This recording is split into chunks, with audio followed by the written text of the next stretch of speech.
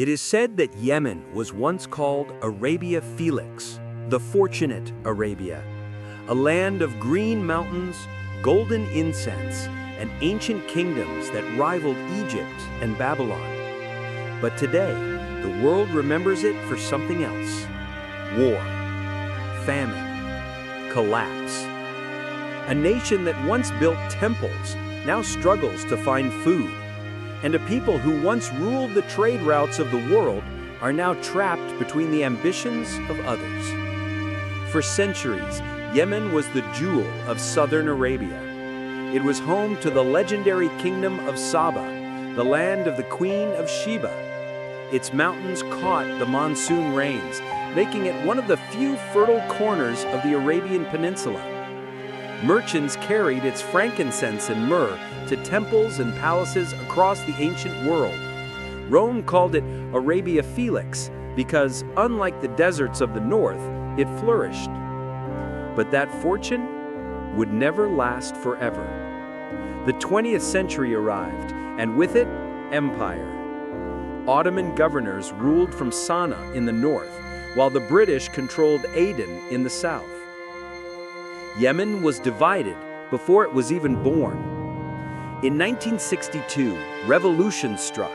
The North rose up, overthrowing its monarchy and plunging into a civil war between Republicans and Royalists. Egypt backed one side, Saudi Arabia backed the other. It was a proxy war before that term even existed.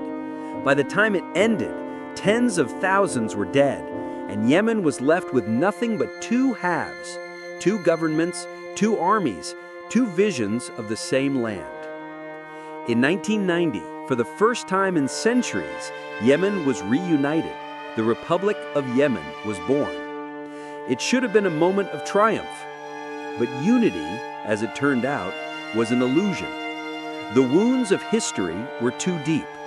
Oil revenues were unevenly shared. Power remained in the hands of the few.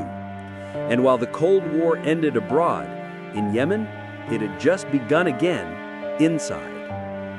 By the early 2000s, the country was unraveling. Tribal rivalries returned, corruption deepened, the government in Sanaa grew weaker by the year. Then came 2011. The Arab Spring reached Yemen, and like so many other places, it began with hope.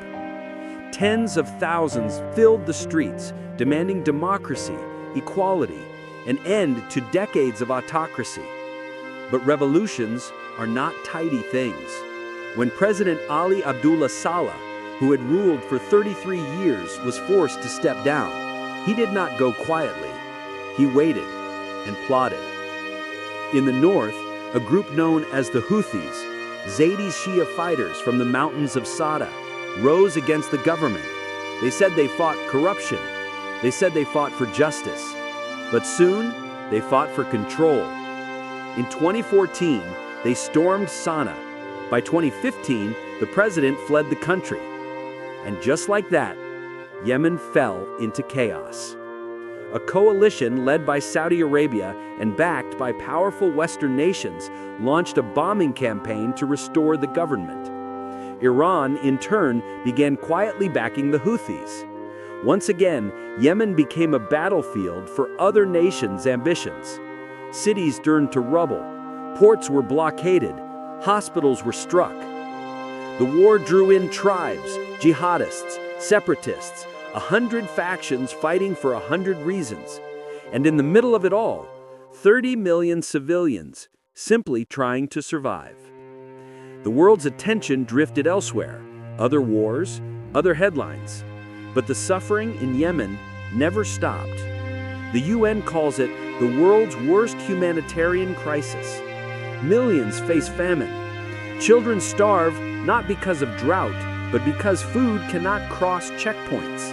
And yet the story rarely makes the front page, because Yemen, for the rest of the world, has become background noise. But Yemen is not just war and ruin. It is poets and scholars. It is coffee beans that once changed global trade. It is mountain terraces built stone by stone over 1,000 years. It is the endurance of a people who have outlasted every empire that sought to control them. Yemen's tragedy is not that it has been destroyed, but that it has been forgotten. Someday, the bombs will stop. And when they do, the world will look back and ask how a land once called Arabia Felix became the world's greatest sorrow. But for now, Yemen endures, unseen, unheard, waiting to rise again from the ashes of a war the world forgot.